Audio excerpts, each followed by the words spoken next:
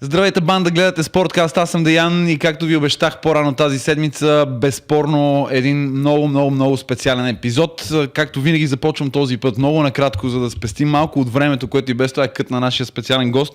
Но много набързо да ви благодаря за подкрепата, за това, че следвате каналите ни в YouTube, Instagram, Facebook, TikTok, навсякъде, както обикновено може да ни намерите. Да ви благодаря за тази обратна връзка и да ви кажа, че спазваме едно обещание, именно, че тази седмица ще ви срещнем с една истинска спортна легенда. Защо обаче се стигна до там да успеем да се добрем до един многократен шампион в К1 на световните серии на Гран При, една истинска легенда на своя спорт в България, защото той отново е тук. Шегувахме се тук извън кадър за това, че не може да си пребори посещенията до България и конкретно до Варна. Става въпрос за Ернесто Hoost, който ще бъде тук заради ивент голям в бойните спортове. Всички, които обичате бойните спортове, всички, които обичате кикбокса и изобщо това, което се случва в веригата големи гала вечери SENSHI, със сигурност ще ви бъде интересно. Тези от вас, които пък не са толкова близо до бойните спортове, ще имат интерес, сигурен съм, да опознаят една световна звезда, която пристига не за първи път в България. Този път в качеството си както на инструктор за един много сериозен камп, който продължава няколко дни тази седмица, до края на седмицата, мисля, че до неделя, с около 400 бойци от 18 различни държави, така и за гала вечер номер 25, забележете, от веригата SENSHI. Това е повода да можем да кажем добре дошъл на Ернесто Hoost тук в София, в студиото на Sportcast. Голяма привилегия и от тук нататък знаете как действаме с чуждестранни гости. Минавам изцяло на английски. Welcome, and it's a privilege for us to have you on the podcast, Ernesto. How are you feeling? How was the flight? Yeah, it was good. It's not so long. When I have to go to Japan or to Australia, then it's very long. But in Europe, it's never a problem. Of course, it's not your first visit here in Bulgaria, but what's the weather back in Netherlands? The weather was not Is as it similar? cold as here. No, it's not as cold as here. It's I think about 8-9 degrees or something. Of course, it's not your first trip here, but you have big days coming up ahead of you until Sunday, this big training camp, and of course the gala on Saturday night. Mm-hmm. A lot of Bulgarian fighting fans are eager to watch the Saturday night events. Mm-hmm. Tell me more about your personal expectations and the things that you're waiting to happen here in Varna. Of course, just let me tell you, our viewers, приятели, не забравяйте, че има все още свободни билети, ивент има мястото. Естествено, ако проследите каналите на SENSHI в различните социални мрежи, може да видите повече детайли. В Двореца на културата и спорта, естествено, зала Конгресна във Варна е дома на събитието. I was just giving some details for the event venue and also the tickets. But personal-wise, for you, what are you most eager to see, to do here in Varna? What I like is to show a little bit of my talent, my abilities, and to teach the things I got taught or I learned throughout my career in the fight sport. And I really love to train people and to make them better and to make them see my way of training. So that's what my goal is. What makes SENSHI so special? You've been involved with it for quite a while, in your eyes. What it makes it special is that there are so many participants coming from, not only from Bulgaria, even from Holland. People come and from all over Europe, I think. And of course, they have the chance to train with the old famous fighters, and I think for them it's very special to do that. And and I have to say that I really like to do that, because in my hometown in Holland, called Hoorn, I'm teaching twice a week in the gym where I train. But everybody knows about what I'm doing. And of course there are sometimes some new things, but here in Varna, I see that the people really like what I'm teaching them. So why I really like to come back all the time. And what do you see as far as, let's say, the growth of the culture of the sports, the combat sports here in Bulgaria, and all these camps that you come here and you give your experience, your know-how to some up-and-coming younger fighters? What is the growth that you see in SENSHI in Bulgaria? In this event is kind of cultural stone for these sports. Yeah. Well, what I see is that, first of all, especially in Bulgaria, there are many talented fighters, many talented youngsters. And when I teach them something, they don't need so many time to understand and to do it right. A lot of repetitions are not necessary. Well, repetitions are very necessary, but I see that they have the talent to learn. And I mean, to do something in the training and to do something in a fight, it's not the same, of course.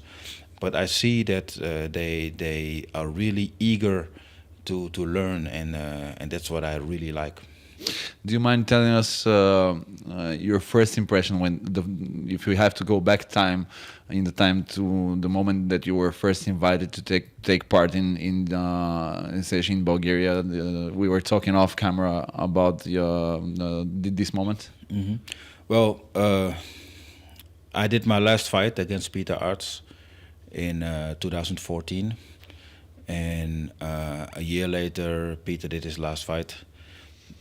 Half a year later, and then Peter asked me, shall we do training together? And by chance there was somebody in my hometown who asked me if I wanted to do a seminar in my hometown.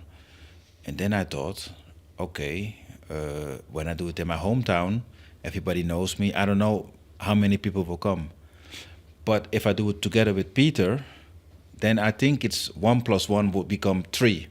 Yeah, that's what I thought.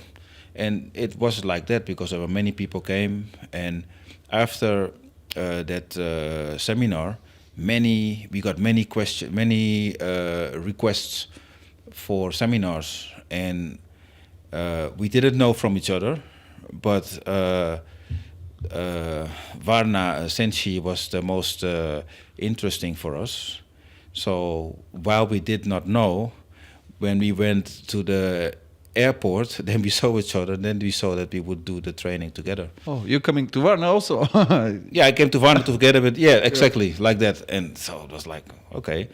So we did the training, and then we did some more, and then, well, SENSHI started to invite other fighters, other former fighters, and yeah, I think it has become a big success. Yeah. It's a real fun story, but let's talk about the Bulgarian combat sports fans as fans, because we also tend to believe that we are very passionate fans here in Bulgaria. We love these sports, but you, as a true legend of the sports, you've been fighting all over the world. What stands out the most for you as far as the Bulgarian fans? Well, they are really enthusiastic for the fights, and when there's a good move, then they clap, and you can really see that they love to see a good fight, and so they are very how you say that, they when it's not so good fight, you're gonna hear that too. Yeah. But if it's a good fight, then they really appreciate that. Yeah. That's what I like. So they're gonna give it to the fighters, whatever it is. Exactly, exactly. Well, in Holland is like that also, but I think in Bulgaria they may be even a little bit more passionate about that. And how does that reflect on the fighter? I was wondering, because as a legend as yourself, being on so many different levels and different cultures, does it affect you when you're in the match, in the fight, the way that the crowd reacts? If it's more enthusiastic, sometimes it might help you, but sometimes I guess it might be not that positive. Well, you know, if, for example, if they cheer for you, that it gives you a big boost, of course, to do it even better. But if they don't cheer for you, it also gives me a big boost because I hate it when they don't cheer for me. I'm gonna make you regret it. Exactly. No, not regret it. I'm gonna make that you're gonna cheer for me also. That's how I will think. And of course, talking about your stay here, it's almost a week. Would be, of course, you're gonna be a referee at the gala. But I would love to talk more about your instructor gig because it's gonna be a huge camp. Tell me how it's gonna work day to day, because it's 4 days, I think, with 400 fighters, 18 different countries, a lot of legends, a lot of knowledge to be passed on the next generation. How many hours are you gonna spend on the gym, man? A lot. You're gonna be there all day? Well, you start early in the morning, I think around 8. 8 to 10 or something, and then again from 1 to 3, and then again from 7 to 8 or 7 to 9, something like that. I think it will be 3 times a week, so 3 times a day. So that will be tough for us, but will be even more tough for the participants. Of course, they like to come and they like to learn from us, but they have to work hard for it. And that's good. And nothing comes easy, of course, without working. Well, I never had the chance to do this when I was young.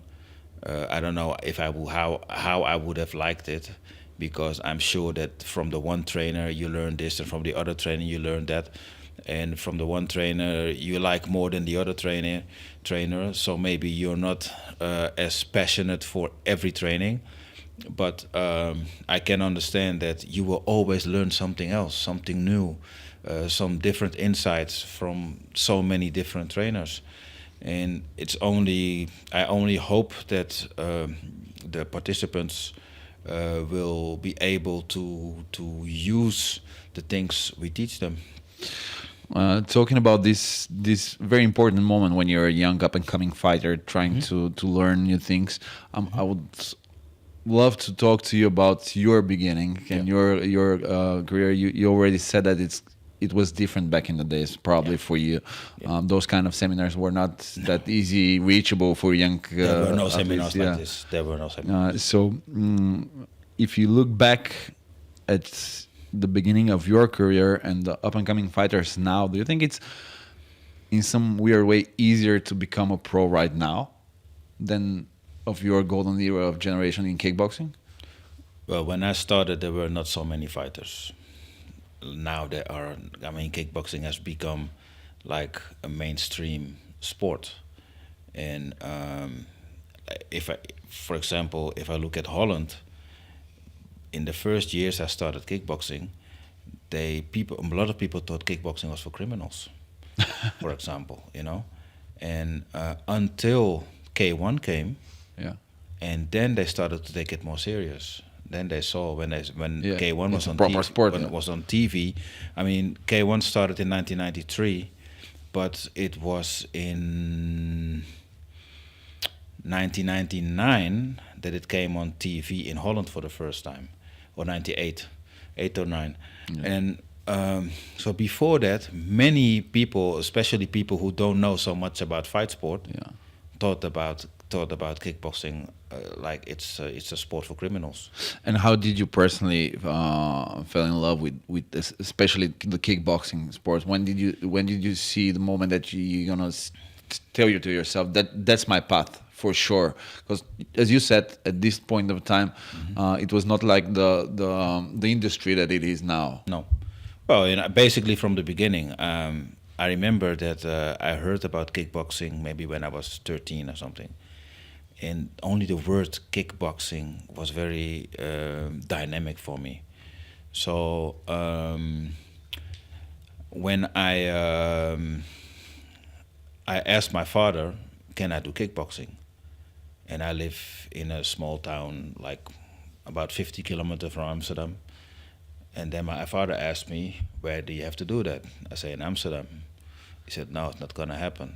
But if it's close, is it in our hometown, then you can do it. So 2 years later, somebody came to teach. And then I started kickboxing. And it appeared quite fast that I was a talent, because I understood all the things he taught me, I understood it right away. Where some of the other guys, after 1 year, they still didn't really know how to kick or how to punch, while I knew it after 3 or 4 trainings. Okay, let's talk about this.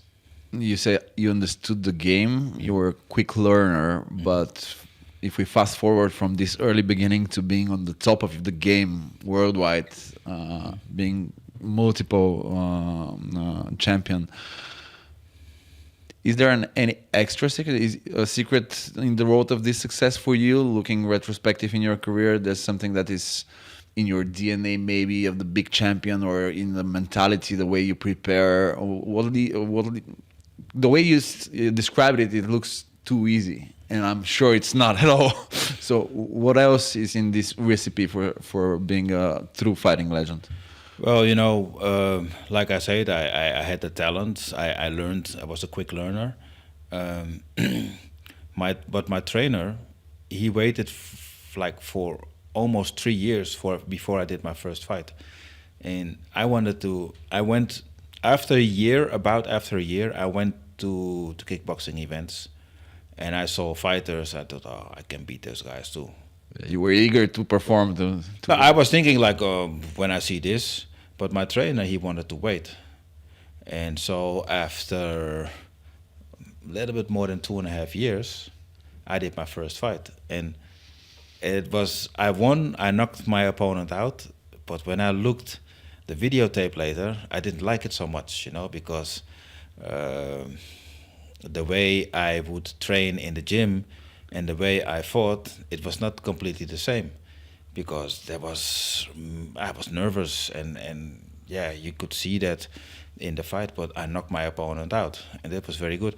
So after that... So at this age, you were still critical of yourself, how, of course, the way you perform compared to the way you train. Yeah, because it was not the same. Yeah. Do things in the gym, or do things in the fight, it was completely different. The tension made it different.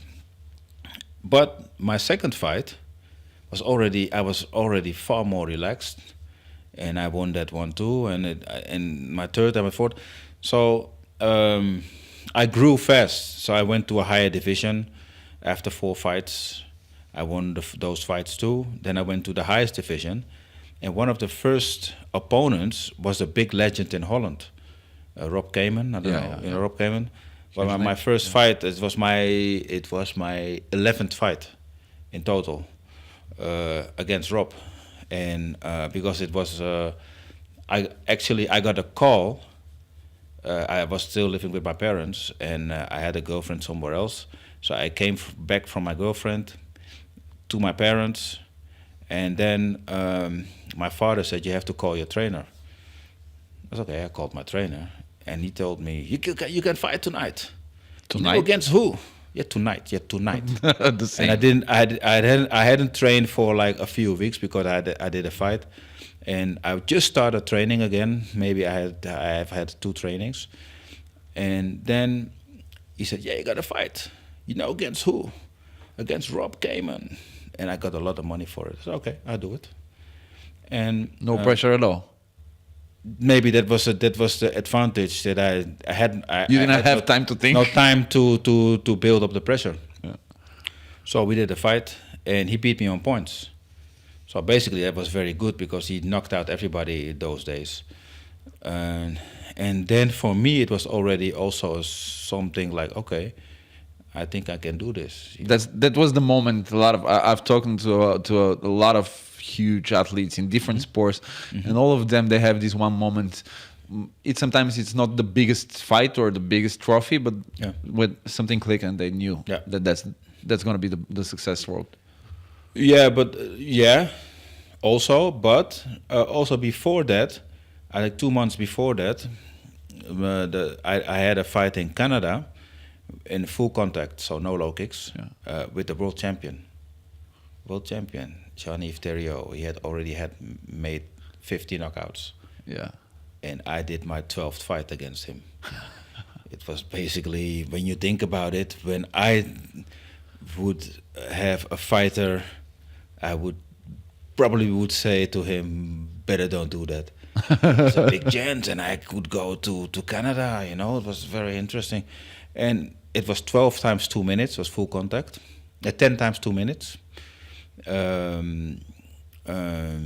full contact, and he beat me on points while he knocked everybody out. So it was a very good result for me.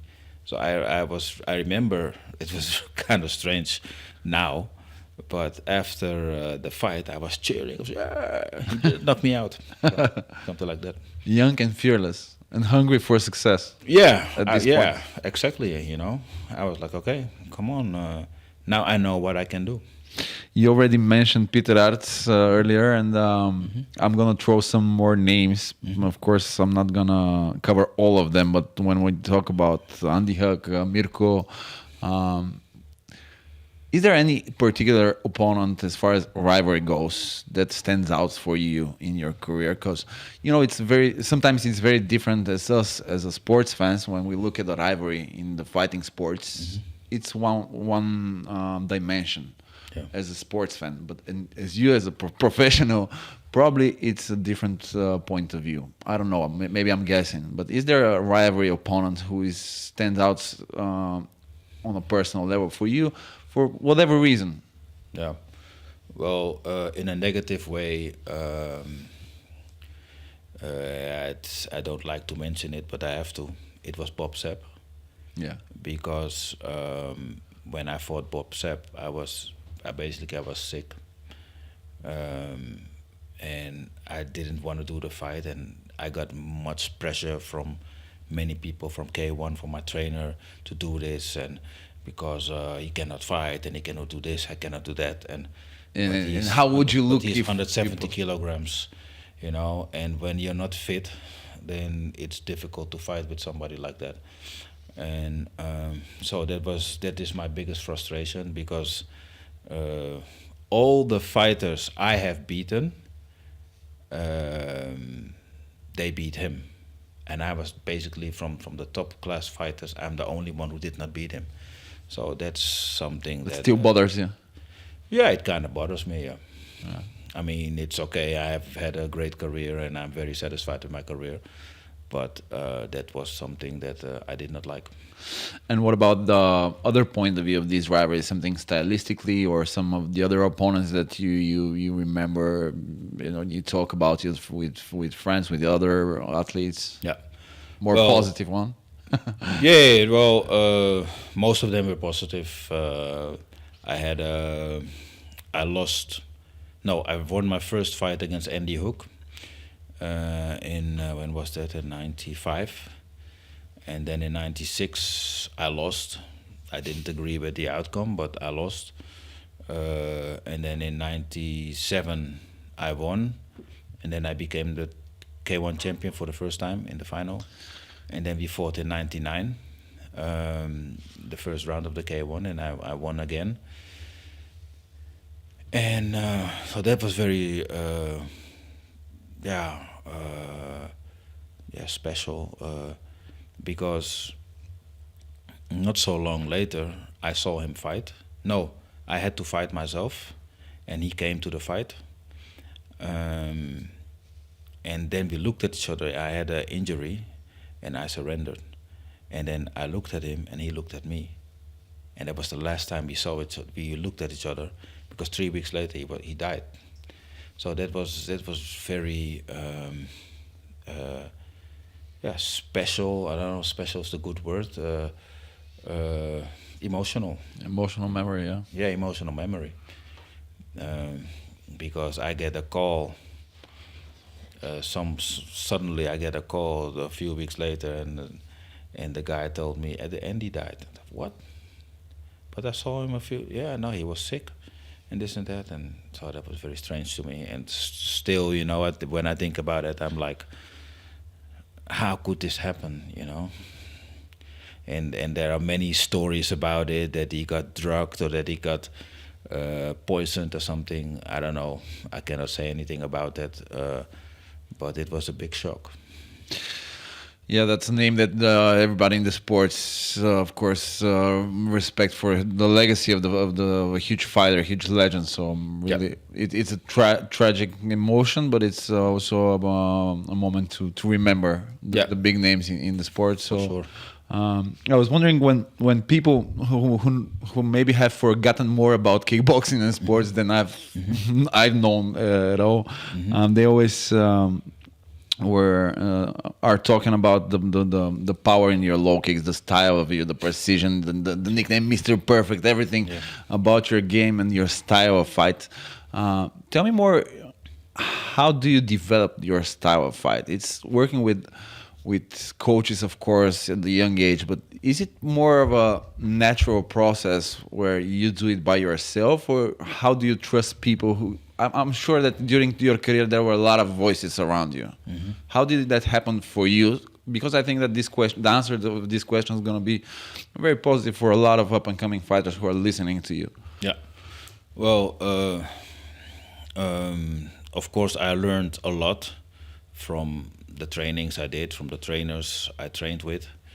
I had some famous trainers who trained me, and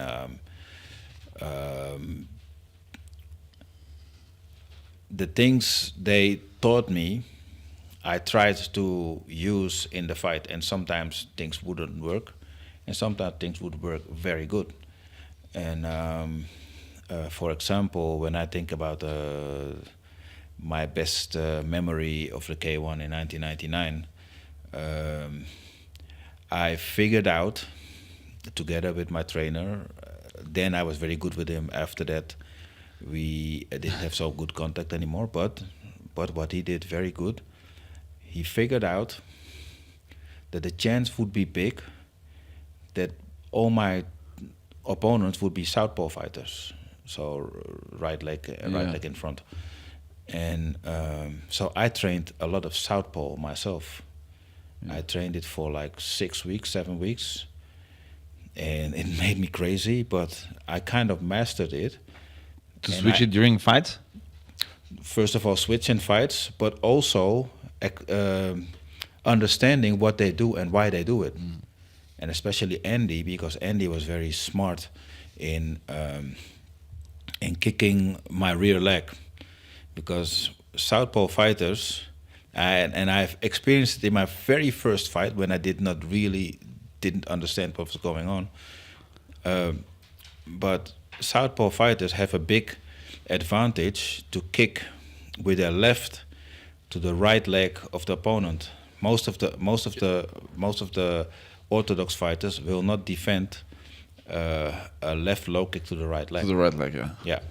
And that happened to me in my first fight, which I didn't notice. But anyway, I knocked my opponent out. It was okay, but he hit me a few times. And if I feel good, I can still feel where he hit me. And it's more than 40 years ago. Till this day. Yeah, till this day. And Andy kind of did the same. And then I understood. I learned a lot from that. That was our second fight. We fought 4 times, and the second time I lost. I did not really agree with it, but he caught me a lot of times with that kick, and that made me think like, okay, I have to try to do that myself also, to stand southpaw. And for example, my last fight with Peter Arts, I thought, okay, let me check if he can do it. He can defend it. Yeah. So I kicked him with my left leg to his right leg, and he couldn't defend. So that is something what I also teach fighters now. Like, okay, it is also good to try to fight southpaw, to try to fight different, to see what is the advantage for you. Yeah, and to be able to see it during the match. Yeah, exactly. Of course, exactly. But it's still not so easy, because the fighters who do that, they have to realize that they have to train it constantly and not only one time. Yeah, you have to be prepared to make it impro decision during the game. Exactly. I was gonna ask you about the opponent from this golden era of yours that you would like to have another fight against, but I think I can guess the answer now. Who is that? The one that still bothers you. Bob Sapp? Yeah. If there's an opponent Yeah. that you would like to be to have another fight in your prime, probably.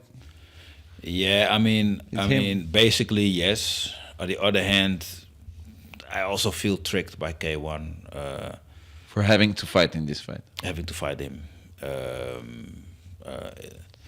First of all, I'm not gonna come with excuses. I don't like excuses, but it's like I started that year. I did many fights. I did many trainings, and I have one problem. Maybe you see sometimes I'm itching. Yeah, here. And my skin is very sensitive, and if I train too much or if I have too much pressure or something like that, I can get problems with my skin. Your skin, yeah. And that time I had a big problem with my skin. I had a fever. I had my skin was how you call that. Some kind of infected. Yeah, it was infected. Yeah. It was infected, and so I shouldn't have done that fight the first time. The first time, because we fought 2 times, and the first time I had to surrender. He cut my eye, but it was a big success because it was live on TV in Japan, and then they wanted me to fight him again in the Grand Prix, and I was not good enough. Oh, sorry, I was not good enough. But they wanted me to fight, and that fight, it was in 2002, the K1 Grand Prix. It was the most viewed event from K1, and I lost again, but he could not continue because I hit his legs a lot and this and that, and he was tired and this. So then I could come back into the event, and then I won the tournament, and it kind of bothered me because many people didn't agree with it, which I can understand, because later they changed the rules and they made reserve fights. So if somebody would pull out, then the reserve fighter would come in, and I understood that. But for me, at the one hand, I was very proud of myself because I won the K1 for 4 times then, and on the other hand, it gave me a kind of frustration because I would have liked to beat him, and that's still until today. That is some kind of black spot on my career. I can hardly imagine finding a black spot in your career, but that's a different topic. That's the one. Yeah. I mean, I've lost by knockout, and not so many times, but I've lost a few times fights by knockout, and I can accept that. Yeah. But that fight with Sepp, that was, I mean, the pressure from my trainer, from K1, from everybody, and also, but from, for example, my father, who he had something like, you shouldn't do that because you're not good. You're not 100%. You're sick, and so those kind of things. Yeah. If I could have done it again, I wouldn't have done the fight. Yeah. And let's switch a little bit. The same question: is there a contemporary fighter in right now nowadays that would be interesting for you? Let's put it a way to make one fight between you and someone from nowadays. Someone who's gonna be interesting for you as an opponent, stylistically, personal-wise. Rico Verhoeven, maybe. Why is that? Because Rico is the best fighter in the heavyweight right now. And it's always a challenge to fight the best, right? Of course, and now I'm impossible that I will beat him. Of course, prime you. Prime me against prime Rico, that would be a very interesting fight. And I'm not gonna say I would beat him, but I'm sure that we will go for it, and then that would be a very interesting fight. It's very interesting for fans, for media, of course, all those comparisons on different eras. I don't particularly love them because sometimes they divide, not connect people who love sports. But talking about great fights that you have, so many of them, I'm sure there's a high pressure, internal, mental wise. How do you prepare for that as an athlete? I think nowadays it's a topic that we talk more about it than back in the days. But if you look back, was there a specific method for you or dealing with high pressure moments when you know that it's now or never? No, actually, I haven't. I never talked with professionals about it or something. And I don't know how I did it, but I could always make a switch in my head for a tough fight, for a tournament. I would always concentrate on the things I should have to do in the fight, and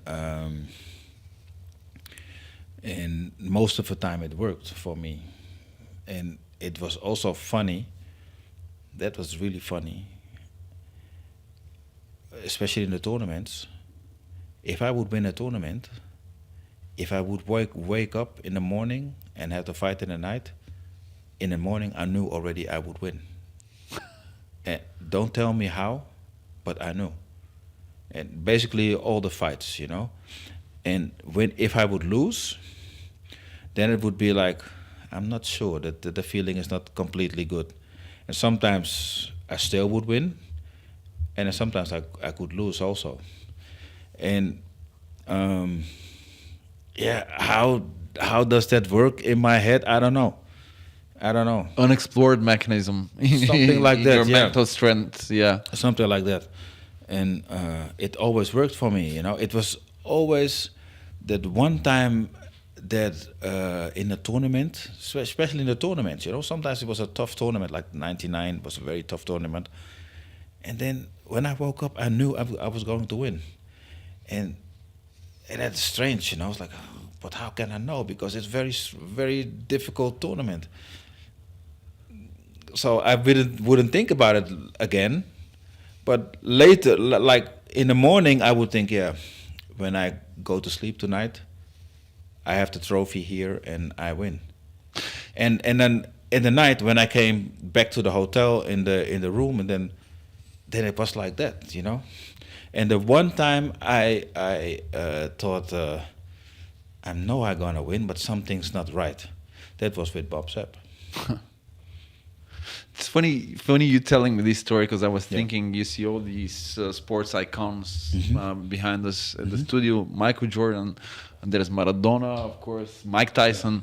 They're goats in their own sports, the greatest of all time. And I've heard all of them say about this example that you gave me. Same thing about? The same thing about this kind of delusional confidence that it's going to happen. Yeah. You don't know how, or why, but it's going to happen. Yeah, exactly. Don't doubt yourself. Were there any moments where you were doubting yourself? Yeah, of course. There's sometimes, Injury like I say, like the one time with Bob Sepp, I was like, something's not right, but still I'm gonna win. Something like that. You know, I was doubting. Yeah. But still, it worked like that. But not giving up, of course. It's just something that's. Oh, that's something I will never give up. You know, so you can knock me out, you can something, but I will never give up. I will never I will never be afraid to fight. Working with young and different fighters from different backgrounds, different cultures, because as we said earlier, in Varna you're going to have a lot of them from 18 different countries. Now, are there some elements in the way you prepare yourself, the lessons that you give them, the knowledge that are different from back in your time, something that was working back there and it's not working right now in the sports? Because it's more than quarter of a century that's from the time that you were on the top of the game. The sport has changed. What are the basic differences when preparing physically but also mentally? I think first of all, you try to give them your thoughts, your stories, the things I did, the mistakes I made, the things I did good, and those things I try to tell them. I try to tell them like, okay, then and then and then I did this wrong. I should have done it better. I should have listened to myself. I should have listened to other people, or something like that. But for me, it's always like, and that's where it starts. Like how much talent does that person has, because it starts with that.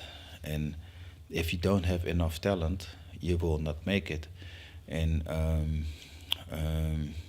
when I was coming up as a fighter, I felt that I had the talent because all the exercises I knew after 2 or 3 trainings, the other guys knew maybe after half a year, or maybe even they would never really know.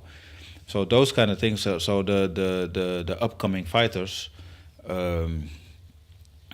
first of all, they have to acknowledge their talent, and then second of all, which may be more important even, they have to realize that it's not only the talent that's can bring them to the top. I mean, it's hard work. It's like being disciplined, like training, eating, sleeping, those kind of things. Which mistakes I made too. I once made a mistake to go out before the fight, and then I lost the fight. On the other hand, one time I went out because I couldn't sleep, and then I won the fight. But basically, I wouldn't like it if fighters would do it like that. Yeah, and if we're talking about the comparisons of different eras of the growth of the sports, and maybe we can talk not just for kickboxing, all the combat sports and the fighting sports in the last 25 years, let's say, early 2000s and now. How in your eyes, how did it evolve in the promotion game, the business side, the industry? And of course, having in mind what SENSHI is building here in Bulgaria. Well, if you look, for example, at K1, K1 was becoming so big,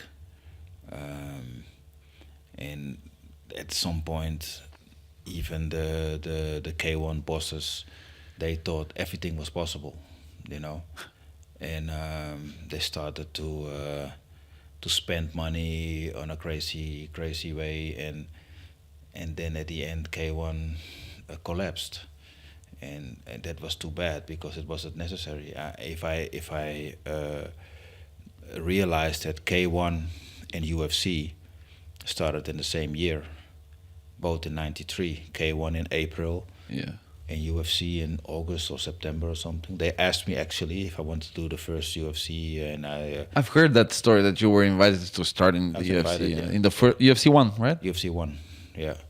Why did you say no? Bare knuckle and everything. I was like, no, bare knuckle. It was bare knuckle, and no categories, no categories. Basically, it were all heavy fighters. But it was completely different compared with what it is now. And I think it's very important to know what you're busy with, and basically that is what defined me as a fighter. And of course you make mistakes, taking the wrong fights, don't train properly or something, or one time in Japan I couldn't sleep before the fight. I had jet lag, and I went to a club before the fight. I won the fight, but I was thinking to myself, because it was a difficult fight, and like I should do things differently, because I just stay then just stay in your bed and then don't sleep, but don't go out or something. Those kind of things. And so there's so many things of which you think, okay, you learn to cope with, and you learn to do things different, and you learn to discipline, because that's the thing. Sometimes I was not disciplined enough. And that reminds me of a story, and I was very interested to hear your input on it. I don't know if you've heard it, but John Jones, the UFC legend and star, was telling this story about going out on a club or partying too much on purpose, like say a couple of days or a week before a fight.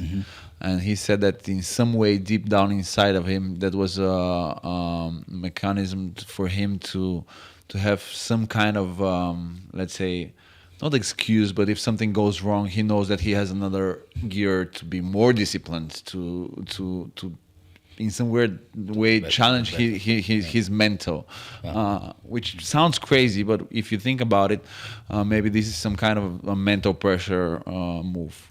Maybe.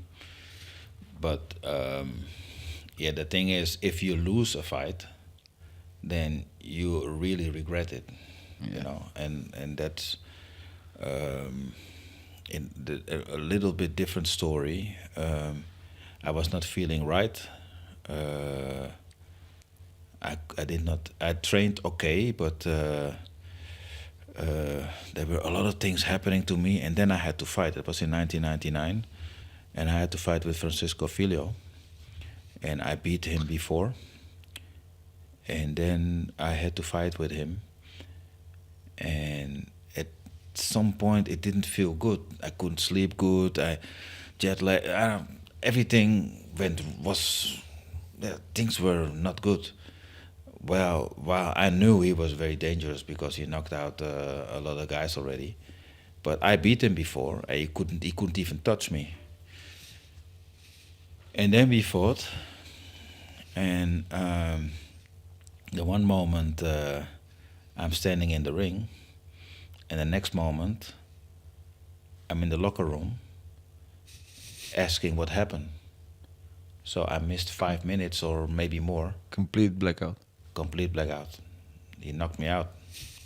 And it was in 99.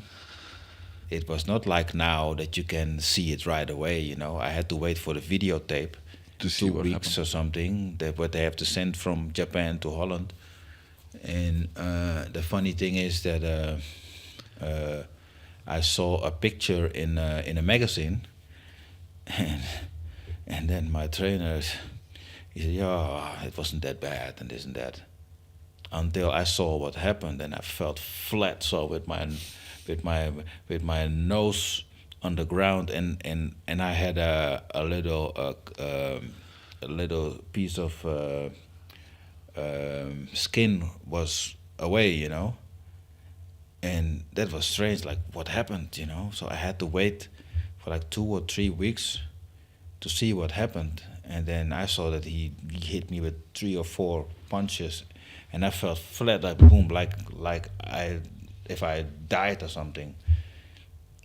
And I was really shocked by that, and also because my trainer said it wasn't that bad. It was very bad. 5 days after the fight, because I really thought about quitting. When I had to do an interview after the fight, and they asked me what you're gonna do now, I said, I don't know, maybe I quit. And 5 days after the fight, my daughter got born. And then I was looking at my daughter, and I thought, but if I quit now, then later my daughter will think that because she was born, I quit. I was looking for some kind of excuse not to quit. Yeah. So I took some time off to enjoy the birth of my daughter and everything. And maybe a month later or 6 weeks later, I decided to train again. Then I got an offer for a fight. So that was April, May, 3.5 months after my loss. I did it. I won. I felt good. and then 2 months later again the qualification for K1, and then that I won too, and then the end of the year I was a K1 champion. So from down there, and they made a very nice documentary about it, because they made every year, end of the year, they would make a program named the K1 Bible. Yeah. And in the K1 Bible, they basically showed everything that happened that year. Yeah. But that year it was about me, like falling down first, and then standing, having the Caesar. I don't know the word in English. Crown. But I know the crown. Yeah. And the title, So, and up till today, I do presentations about it.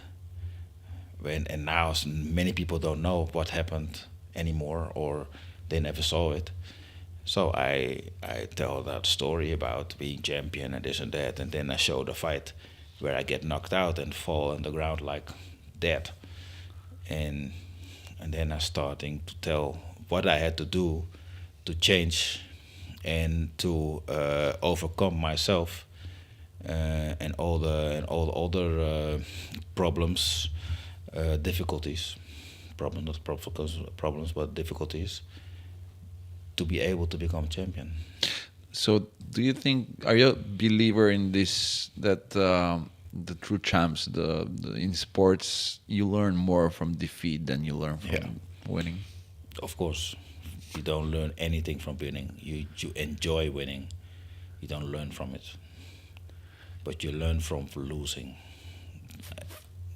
I learned from losing. I learned from losing. And from all of the heights, all the K1 wins, was this the most special emotionally for you? Now looking back, it was not the first one, but this one. No, this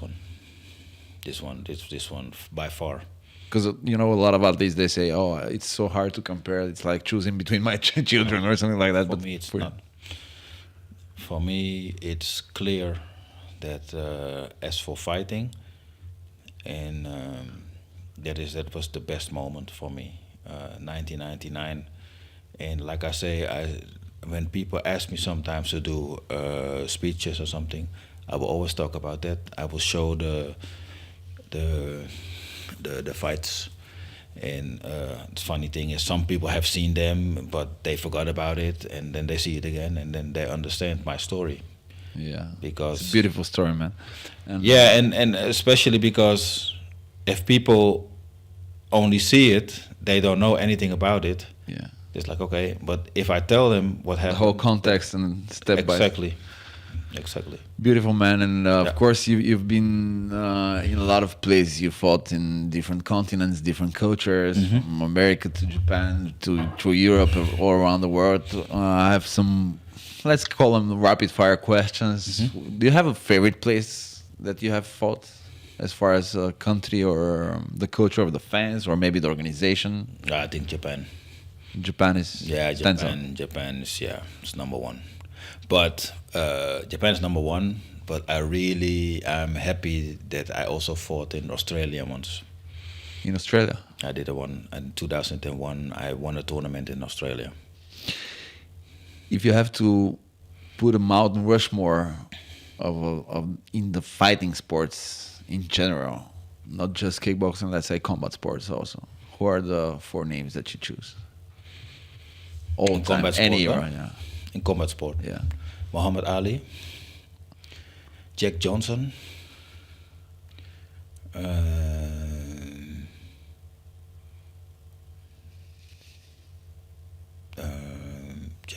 Muhammad Ali.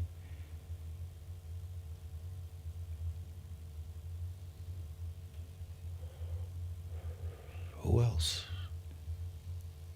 Jack Johnson. Jack Johnson, my big hero. That's your inspiration? No, because when I started to study him, I already quit fighting. Yeah. But I mean, the things he had to overcome to, being in a very racial America 100 years ago. It's incredible. Yeah. You know, so that's why he is my big example.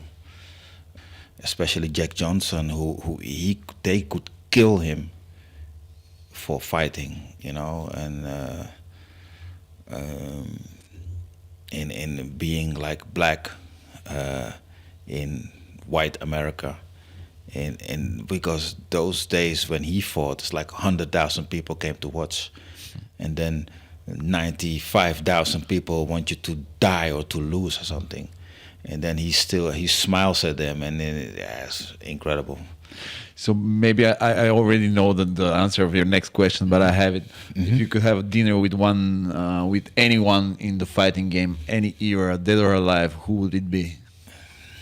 Are the same names coming up again? Yeah, Jack Johnson and maybe Sugar Ray Leonard, oh. Mike Tyson. I think those two also. It's gonna be quite an interesting George dinner Foreman. table. Yeah, a lot of there stories. are so many, you know. And about Tyson, I know he wanted to come once to an event, but then at the end he didn't come. No, and something else is that there was Bob Sapp, I think. Bob Sapp challenged him to fight. Yeah. And then later Mike Tyson said, yeah, Bob Sapp is not interesting. I would rather fight with Jerome Le Pen or Ernesto Hoost. So that was very nice. It was nice to hear that, I guess. Yeah. So you have a story with Mike, and before we put the camera, you told me a story about MJ. He came to see the fight. I was not that good, my fight in my opinion, but at some point he wanted to meet me. But so at the end of the event, he wanted to come to me, but everybody came to him to make pictures and autographs and those kind of things, and then he left. So because they told me, oh, Michael Jordan is coming. You should just wait in the dressing room. He's coming, but then he didn't come because when he tried to come, that everybody came at him and then he left. He's always like a rock star whenever he goes. So. Of course, I understand that, but that's I would have liked to. But I like the fact that he watched my fight, and I saw him also. It was clear. So at some point, they pictured him, and then they pictured me. And so it's interesting to know that he saw my fight once. Do you love other sports than fighting sports? And do you follow something specific? Do you have time to be a fan of another game? I like football because I have done it together, kickboxing and football. But when I was, I like kickboxing more because it's individual sport. And with the football, I started as an attacker. I was quite okay. And then suddenly... Left foot, right foot? Right foot, right. Basically. No, left foot is nothing. Then I came into the defense. I became a defender. And I liked that too because there was still something offensive in me. So sometimes as a defender, especially with the corners or something, I would go to the front and I could score like 10 or 12 goals a season or something as a defender. But then the last year, the coach said, I have no room for you in the defense, but you can try to be the striker again. Put you back up front. But that was very difficult, and it was a higher level. And what age were you at this point? Sorry? 16. About 16, okay. 16. And so every time that things went wrong, then he took me out of the game. So then I thought, no, I'm going to do kickboxing, because in kickboxing I rely on myself. I have to do it for everything myself and not in a team. Of course you have a team in kickboxing, but when you fight, you do it by yourself. Yeah. And yeah, that's how I chose to be a kickboxer. Your favorite teams to watch or to support? In Holland, I'm a Feyenoord fan. You're a Feyenoord fan. Yeah, but I'm not against the other because sometimes they like to fight with each other. Yeah. It's a crazy way. I hate that. Yeah, Feyenoord had a good result yesterday. They had good results. Against Milan. Yeah. Yeah, they did quite good. So I'm happy about that. I think being a football fan, probably you know this guy. Stoichkov. You remember him? I remember him. He was very good. He played in Inter now. A little bit in Parma in Italy, but the huge success were in Barcelona. Barcelona, The dream team in the Barcelona. 90s, Yeah. That's also interesting. I knew Johan Cruyff. You knew Johan Cruyff? Yeah. Wow. Yeah. Because I was at the end of my career, I said I wanted to do something with some study with sports or something. And then somebody came to me. He said, "There is Johan Cruyff started some kind of institute for especially for former athletes, but basically everybody who likes the sport."